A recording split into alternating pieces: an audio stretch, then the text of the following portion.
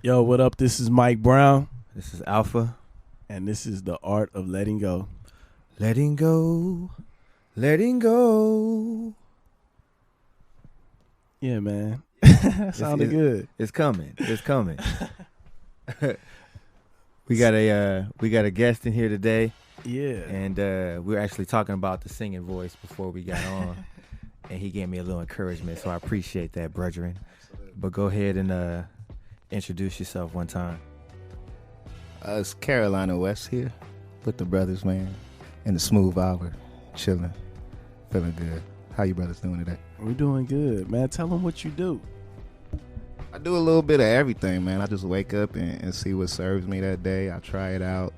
I'm not mastering anything yet, but you know, we in the practice mode. This whole life feels like a practice mode for me, and I just wake up and try things out. Sometimes I write songs. Sometimes I read books. You know, so I don't like to. You know, we were talking about putting labels on stuff. I'm just a human, you know, expressing myself in different ways, and you know, art is a big part of that. So exploring different parts of the art is what I'm about. That's word. That's word. Well, I believe you've heard a couple of the podcasts that we've done. So, do we have a topic today that we getting into, or are we just flowing? We do. It's funny because the topic that I was thinking about, him and I were talking about earlier, but letting go of labels. You know what I Okay. mean? Because we were talking about music, but really I was thinking about life and just how these labels put us in boxes. You know, you could be boxed in by your religion, your sexuality, your race, and I don't want to be boxed in by none of that shit. I really Right. just want to be Mike Brown. That's real. I definitely, I feel like maybe since I turned 25, I started having a problem. Maybe even older than that. And now that you mention it, probably started with religion. Religion was my first like label I had to really analyze, and being growing up in the church, that was my first experience of music, first experience of family, you know. Yeah. And that was one of the first labels that I had to, you know, everything came as a crashing down on me at first. Like, you know, I started to realize that I just didn't want to be labeled as just a Christian. Right. And I kind of started like rebuking it to the point where it's like, get this label off me. So it took some like soul searching, and took some more diving deep to even understand that label and know that it's not a fault to put a label on yourself. But, you know, you do have that choice. You do have that choice of labeling yourself or not labeling yourself. Yeah, that's real. It's interesting that this ended up being a topic because I've been having different conversations with different people about a multitude of people. Well, not multitude, like maybe like 3 or 4 people, but about labels in particular, and the whole Christianity thing, and putting a label and calling myself a Christian, and really what I see myself as I see myself as a child of God. You know what I'm saying? I feel like a lot of times people wear certain labels of the labels that will keep them outside of coming in and fellowshipping with other children of God. You know what I'm saying? So it's like, I'm not ready to go to church because I do this, or I can't come near because I do that, and they're classified as this thing. Like they say, I smoke, so I can't come, and it's like, I'm a smoker, and it's like, just come, like, Right. you know what I'm saying? Definitely. But I know that within the church as well, it can be identified where they label you too. You know what I'm saying? And it kind of Definitely. makes this outsider kind of feel to it, which I really hate when that does happen. It doesn't always happen, but I definitely think this is a good situation or topic to kind of go and dive into. I kind of got to I'm trying to get out of like a different mode. I'm trying to get into the like, yeah, we're recording right now. Right. So, but nah, this is good. I'm glad we going there. I definitely don't fault the labels though. Like, man, if you want to label yourself something, that's really, you know, I guess it takes a lot to really say this is what I am, especially if you know the negative and the, you know, the positive that come with that. That's So real. I just, you know, I struggle with labeling myself. Certain things, you know, I had to redefine or figure out a definition for myself before I threw that label on me. Right. You know, but at the end of the day, like, one thing I'm realizing is just, you know, labels are just words, and even words don't really define what they are. They're just symbols we use for this thing. but that thing was a thing before you put your label on it, your word on it, your symbol on it. Even Christianity was something else before the word Christianity was even invented. So, you know, our thinking or our labels that we throw on something is not necessarily the definition of it. That's real. Kind of walk in that and keep that in mind when you're doing anything, you know. That's real. I think for myself personally, I remember like growing up in the church, and you know, that's just what I did. I went to church with my pops and my moms, and that's what we did. We went to church every week, and I got to a point where I went to college and I stopped going to church, and I was like, I'm partying. This is cool. Like, I like this, you know what I'm saying? And then I wanted to get back into the church, but I found myself confused as far as I was labeled a certain way when I was within a certain church. And I had to find my way out. So basically, I'm saying all that to say that what I had to do was, just like you were saying, do some self-exploration on my own. Like, talk to God like, yo, you show me who you are, because I'm tired of people telling me who you are. You know what I'm saying? Like, you tell me, like, straight up. Like, you keep it 100.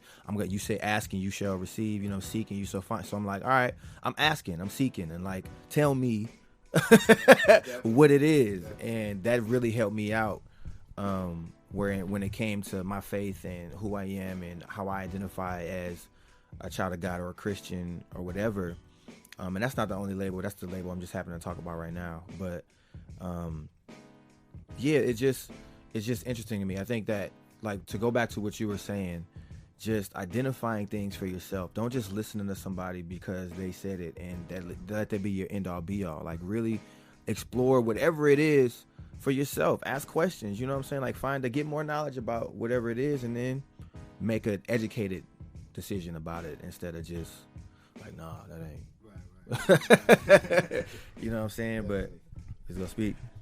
I guess for me, I don't like the labels because the labels feel like a box. You know, my whole life, I've never really felt a part of something. I feel like I've always been able to move in, and I've been a chameleon. You know what I mean? Being able to move through so many different sectors and circles of life. So, you know, to have a label, it's like, and fuck, I'll just put it out there. Like, just as far as the sexuality shit, like, being gay is a part of me. It's not who I am. You know what I mean? Yeah. And sometimes it feel like, and maybe it just may be in my own head, but sometimes it feel like motherfuckers trying to make that who you are. Definitely. You know what I mean? Definitely. And I don't want that shit. Definitely. I think even pushing past the music. Yeah, I feel you, man. This is like pushing past the religion. Like, religion was this first start that made me say, okay, I want to start questioning everything. Because I grew up almost like you, same story. Mom and pops, you know, used to drag us to church every day, damn near. Because my mom was like the secretary of the church. So, right. Okay. So we was just, you know, Bible study Monday, children's choir, all that. And then pops just stopped going one day, and I was like, why he stopped going? So, you know, and then the church started talking, you know, little slick stuff. Yeah. All the time about him, and I just used to go to my pops and talk to him like, this is what they saying, whoop de whoop. And he almost gave me that same thing, like, man, it's at the end of the day, he said, when you meet your maker, you're going to have to talk to him, you know, one-on-one. Yeah. And he knows your heart. He know what you want to call him. You know, he know what you call him by, whether you say God or you say brother, you say father, you say whoop-de-whoop. So it definitely is something that doesn't define you. It doesn't have to define you. Yeah. If you don't want it to define you. Right. Like, so then after that, after I stepped away from the religion or just started researching more, you know, I started getting into my pro-blackness and stuff. And there's a million different labels just by calling yourself a black person. Like, some people say, don't call yourself black, you a Moor, you this, you African, you this. You know, you spend 2 hours on that just going through them different labels. So it's like, that's another thing. Like, man, some days I don't want to just be a black man. Like, I know that sounds crazy, but sometimes I just want to be a human. Yeah. Or just want to be, you know, just want to exist. Right. Without having to go through all this, figure out what you are. All the labels do is help you get some pre-notions of me. Right. Without actually exploring who the hell I am. Straight up. You know, you just want to cut to the chase. Yeah. And that's just not us no more. That's not our society. Like, people are so complex. Yeah, and I think that once you can get more comfortable with that, like I think it was last week or the week before, something like that, we were in here talking, and I was like, I'm a chameleon too. Like I feel like I analyze whatever situation I'm in, and I be whatever part of me needs to be in that situation. You know what I'm saying? So I can be super goofy and charismatic and whatever in one situation, and be super serious and whatever in another. You know what I'm saying? And one group may see me as, oh, he's a serious guy. Another group may say, no, he's a really goofy guy. And it's like, I'm both people, you know what I'm saying? But I just who I am when I choose to be whatever I choose to be who I am, you know, if that made any sense. Definitely. But no, I agree with you, man. I think that once you can get comfortable with yourself and just outside of like the social constructs of who you're supposed to be based upon your skin color or your race or your gender or your sexual orientation, you know what I'm saying? Like, once you can get past all of that stuff and be like, I'm Alpha, right. You know what I'm saying? I'm Wayne, I'm Mike, I'm Caroline. You know what I'm saying? Like, once you can do that, I feel like it changes the whole aspect of it. I remember once I was in it was like a Bible study, and my pastor asked, who do you see Jesus as? And I think I might have talked about this last week. I can't remember. But and I was like, I see him as a human. Like, he's a man to me. You know what I'm saying? Like, he's God. Of course he's God, but he has human characteristics. Like, he gets upset. He gets sad. He cries. You know what I'm saying? And so seeing God in that way for me made it easier for me to be comfortable with, I'm just a man, and I'm just going to be that and let everything else kind of flow and figure it out from that angle. You know what I'm saying? Definitely.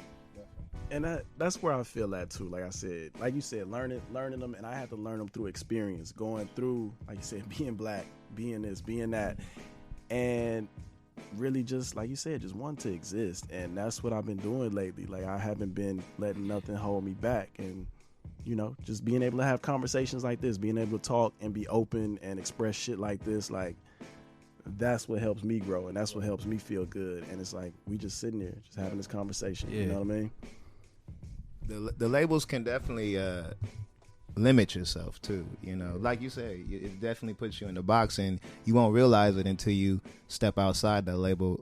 And we were having that talk earlier, just like the label of hip hop being on me for so long. You know, I've just been born and raised in hip hop, and it wasn't until I just took a break, like, hey, you know, I can live or die outside of this, and just exploring other musics and exploring other arts. And that gave me a greater perspective on what I could do with hip hop. You know, I'm like, let me take some of this other stuff, because I'm not just a hip hop artist. I don't just have to rap. Right. You know? So realizing that, you know, that it opens your perception up a little bit more to other things. Yeah. I think that for me, and I was just thinking while you were talking, like, it's funny that I don't want to particularly be inside of a particular label, but I'm proud of being a black man. Right. You know what I'm saying? Like, I'm proud of certain labels that I'm proud to be a Christian. I'm proud to be, like, even though I don't want to be boxed into anything in particular, I'm proud of the different aspects of who I am. Definitely. You know what I'm saying? And I think that once, you know, really identifying that and being comfortable, I'm repeating the same thing over and over again, but it's a part of you. Yeah. You know what I mean? Like, you don't let that one thing define you. Like, trust me, I'm proud to be black. I'm proud to be everything that I am. But it's like, don't define me by that one specific thing. Like, all of those things make up who Mike Brown is. Right. Straight up. It's just cool. Like, it's cool to get up with. Lately, I've been talking to more, because it's been my immediate surrounding, more black men, and just opening up and having dialogue about life in general. Like, I feel like the label of being a black man is you have to be a strong man. You can't share your emotions. You can't. You got to have it all together. You know what I'm saying? Right, it's like, I don't always have it all together. Right. And I don't always want to hold my emotions. Definitely. And I don't want to, and not even like, I want to be angry and lash out, but it's like, sometimes I just want to cry. And sometimes I just want to talk to somebody that understands that I just want to cry, and they go listen and not tell me like, you're more than a conqueror. Right. You know, it's like, all right, I know what the Bible says. I don't feel like a conqueror right now. Word. Right now. You know what I'm saying? Definitely. So, yeah. I see that as well, like being a father, you know, and I don't live with my son. You know, I get him every weekend. Yeah. But his mother does things her way, and I do things my way. So I kind of got to keep that in perspective, even when I'm talking to him. And there's certain things I want to instill in him. I want him to be a proud black man. But he got so many things in him. You know, his mother's Belizean, and they kind of see stuff from a different, you know, different angle. They don't even, sometimes they don't even call themselves like black people, which is something that I have to respect. Yeah. You know, so it's like, is it important to throw this label on this boy so he grows up thinking that he's this? Like, that's not important. Right. And like now I seem like I study my grandparents a lot and my father, and I start to see like certain things that weren't important to a generation. How do I put this? I feel like certain goals of a generation change. You know, it changes each generation because you get a little more, and you grew up with a little bit more, so you want a little bit more. Yeah. So like, where labels was maybe something that 2 generations ago, you proud to be a doctor or proud to be a bus driver, you know, because y'all never had that. You weren't able to have that label, you know, 10 years ago. Right. So now it's like we're the generation of walking into this freedom, you know, and being more of like polymaths, just meaning like you study everything. You know, you can be masters at more than just one craft just because we have that ability. Technology is, you know, put us to that. So it's really important to almost be labelless, you know, so you can explore every damn thing. Right. My son, he's into every damn thing, all sorts of music. So I would be a fool to limit him because I want to throw this label on him, like, or I want him to grow up in this light. Because who knows? Yeah. Who knows what I'll be stifling if I just let him do him. Yeah. You know? That's dope too, because I don't have kids yet. My wife and I are trying to have kids or get pregnant right now. And that's something that, like, working in a mental health field and working with so many different types of people and realizing that everybody's different, but we all have the same emotions, and we all experience life the same way as far as experiencing those emotions. Like, one thing might make you mad and another thing might make me mad, but we both still get mad. You know what I'm saying? Right. And kind of recognizing that and allowing I said all that to say, like, whenever I do have a child, allowing my child to just grow up and be, you know what I'm saying, and let them choose whatever path that they want to go on, whether they want to be a doctor or a lawyer or whether they want to be a musician. I hope that I can be an example for my child. But if they choose to go another route, if they want to look at one of my brothers or somebody else, as long as they're looking up to somebody, you know what I'm saying, like, that's what's important to me. As long as you're following some type of direction that is leading you on what I see as the right path, even though it might not be something I would have done, I'm definitely open to that. So it's just dope to hear somebody who has a child, who has a son, right? Yeah. Kind of think that way now, because I don't have kids yet, so I'm kind of like forecasting how I would be as a parent. But you know, you never know what feelings get involved when all of that comes. So it's definitely something I had to learn. You know, I haven't always been this open, but you bump your head. That's the thing I don't think parents admit enough, is some of this shit is just practice, you know. The first kid, man, that's the practice, bro. I look at my sister and I realize sometimes, like, my older sister, I'm like, you was the practice child. They had to, you know, figure out what worked and what didn't work, you know, and that's why you kind of got that edge to you, you know. But it's that way. Even with my son, like, to take it even deeper, my son was born 2 months premature. Oh, okay. So he was in the hospital for 2 months before we even took him home. Brain hemorrhages, all this stuff.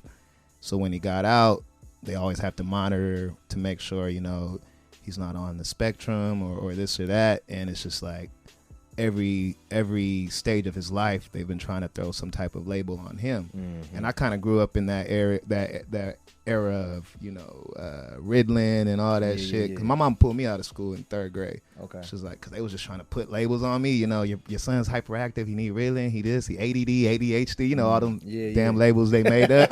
You know. So I see my son going through the same thing, and he's so brilliant that it scares people, and they don't know what to do with it. So they just try to slap a label on him, like, he's too hyper. Whoop-de-whoop. I done pulled him out of 3 different schools in the 1st grade. Like, wow. What are you telling me? You can't, you know, handle a 1st grader, you know? Yeah. And so now I got him in, he's in a Catholic school right now. Okay. And I'm not Catholic by any means, but it was one school that I felt that wasn't pushing the label on him and just let him be him, and seeing the genius in him and fostered the genius and helped him with whatever else he needed, you know, because he's a ball of energy. Yeah. And he'll get the lesson before she get it out of her mouth. So if he get what you teaching, he's putting his mind into something else. He got to keep himself preoccupied. So, but they seen that and they were able to, work with him and deal with him and without putting a label on him and saying, hey, he has to do it this way, or he's a spectrum kid, or all this extra stuff. So it's cool. I just let people be, man. Some people are geniuses. Some people are geniuses in their own way that we don't understand. Right. And it's the label is what can kind of hinder it, just because you're trying to understand this one thing. Even with God, sometimes, man, I'll be searching for God so many different ways. God, just let me know. Let me know something, man. What you want me to? I'll be saying prayers like, God, what you want me to call you? Because I don't want to call you by the wrong name, and I get there and you got beef with me because I've been calling you, the wrong name. Yeah. But it's like, God is God for a reason. It's supposed to be somewhat of a mystery, That's what the faith is about. So even you that's just your human brain had to put a label on God, And religion, I feel like I hate to disrespect anybody's religion. This is just from my understanding, my truth. But religion, I feel like, is a tool of spirituality, and it's just a label. I'm not saying that it's bad, but it's a way that some cultures understand their spirituality. I was in a 7-day Adventist church. My mother is 7-day Adventist. When they had a guest speaker, a guest preacher, and it was a Samoan pastor. He was like, you got to be a small thinker to think that God can only speak to one people in one type of way. Just like you change it up when you with your homies, you change up your language, you with your classmates, you talk a little squarey with your grandma, talk a little different. You like, God know how to speak different language. Even Jesus, he hung out with he hang in the hood, right. And he was at the temples, so you got to speak the language and you got to know, what languages to talk. And I don't know how that ties into labels, but you feel me? I feel like it's that way. I think that it ties into labels perfectly. I think that it's just about finding your comfort zone, finding your group, finding your niche, your you know what I'm saying? Like that group of people that you can really be yourself with, so that when you are outside because people are going to label you regardless. Like I can tell people not to label me all I want, but they go do it regardless. And so I just have to be comfortable with, all right, you go do what you do, but I'm still going to be me, and I'm still going to do me. And I have a group of people I can go back to that I can be comfortable with, you know what I'm saying, and be myself with and be with the homies and be this way. But when I go here, all right, I'll play the game, you know what I'm saying? But this is a part of who I am too. Like if it ever came down with the homies and I had to be more business, all right, I can do that with y'all. I might talk to y'all a little different. I might crack a joke. I might make fun of you if you do something wrong because you my boy. But I ain't going to do all of that over here necessarily. So I think, with the whole label thing, it's just people are going to do it. And it's just about really just identifying who you are, going back to your true self. Like, who am I? I absolutely agree with that. Like you said, just being yourself, because, listening to what you were saying about just how God speak different languages and stuff, it made me think about me seeing myself as a chameleon, like really embracing that, like being able to hang with, whoever and talk to whoever and still be myself and be cool. Like, yeah. So yeah, man, that's deep. Definitely. Even with the, since we in Long Beach, I don't know if your peoples know that y'all in Long Beach, but even this city, I've always had like a love for Long Beach, even though I'm not from here. But it seemed like a place where you could just be you. I see the weirdest motherfuckers in Long Beach, and they just cool. Ain't nobody fucking with them. Right. Like and it's different from other cities, man. Because I work in like Orange County, and I see it like it's different, man. But out here, you can be you. Like I just came from my favorite store in the world, Shades of Africa, and I just picked up a book for my son from there. But I was in there, and it was white people in there. It was a homeless dude in there reading the book. And ain't nobody looking at you crazy, ain't nobody looking at you sideways. It's just how they get down out here. It's like you go to the skate park, it be hood niggas, it be squares, it be beach bums, druggies, bougie cats, all that. And it ain't really that type of friction. It's just we all Long Beach, and this is how we get down. So I like that feeling. I wish it was. I try to take that with me, when I'm on the road and stuff. Even with the band, the band is like, we never know what kind of crowd we gonna get, or if it's gonna be a hip hop crowd or a rock crowd or whatever. So we just don't even like putting labels on our music. Like, hey, it's just what it is. You tell us what you think it is. Yeah, that's what's up. I like that. I think that's why too. this is like closer to the downtown Long Beach area. So like I could walk downtown, I could walk up the street, I'm in the hood, I can walk to the beach. Like everything is right here. And I love that because I really get to see a different side of everything. Like you're saying, you know what I'm saying? I lived in LA for a while, moving out here from New Orleans, and I was like, I can't do LA. Like, I'm about to move to Houston. I'm about to move to Atlanta. I'm about to move somewhere. And then I moved to Long Beach, and I was like, oh, okay, Cali's kind of cool. Like, I can appreciate the other aspects of LA since I don't have to live in it no more. But yeah, it's just I found going back to the same thing I was saying before. I found my place. I found my spot, and this is where I'm the most comfortable. I've been able to, build a studio since I've been here. I've been able to like get my mind right since I've been here. It took some years. It took some years and some progress, but I got there. So that's what's up, man. I appreciate you coming through. Most definitely, man. Appreciate you fellas having me, man. Yeah, man. Let the people know where they can find you. Man, you can find me on Earth. Usually where I be chilling. If you want to come out to my pad, man, you can find me online, Carolina West. Some form of Carolina West is usually in the name. So Instagram, Facebook. If you find me on Facebook, I'm gonna be talking a lot of crazy shit. But I'm just love me, man. Just love me. You can find us on SoundCloud. Check out my band. My band is dope, man. It's a bunch of amazing musicians that just want to share their art with the world, and they're the same way, man. They white guys, Mexican dudes, and they all from different walks of life, like literally. Yeah. Like my man Chico, he writes a lot of our music. He's from Mexico, and we all got a different story to tell, but we all just expressing ourselves, and coming together and doing what we love to do. That's word. So the Sovereign Artist is the band. Check us out. That's word. All right. Well, you got anything else you want to speak on, Mr. Brown? Nah, man, that's really about it. Let them know where they can find you, Alpha. Let them know where you at on social media. Alpha is Alpha ALF, like Weezy F. I always say that, but it has nothing to do with that. But ALFPHA_presents on everything, social media, Instagram, Twitter. I don't never be on Twitter though, but Twitter, look me up. I might come on if you talk to me on Twitter. I might come on. And Facebook, and again, website coming soon. And yeah, man, Six Magnolia is the studio. If anybody ever wants to come through, just holler at me if you want to be on the show, or holler at us if y'all want to come in and let go. Mike Brown, where can we find you at? You can find me at primomiguel.com for the music. And everywhere else on social media is Top Shelf Mike Brown. All right, that's what we got. So this is Alpha. This is Mike Brown. And this is the art of letting go. Letting go. Letting go. Hey, I'm coming. Hey, man, I said on the episode before, Drake, whoever was your vocal coach, my G, link your boy, because I'm about to come out with the vocals. Like, y'all really think it's a game. I'm not playing. I say it on every episode, and I guarantee you, tell me I haven't gotten better. I'm waiting. I'll let y'all.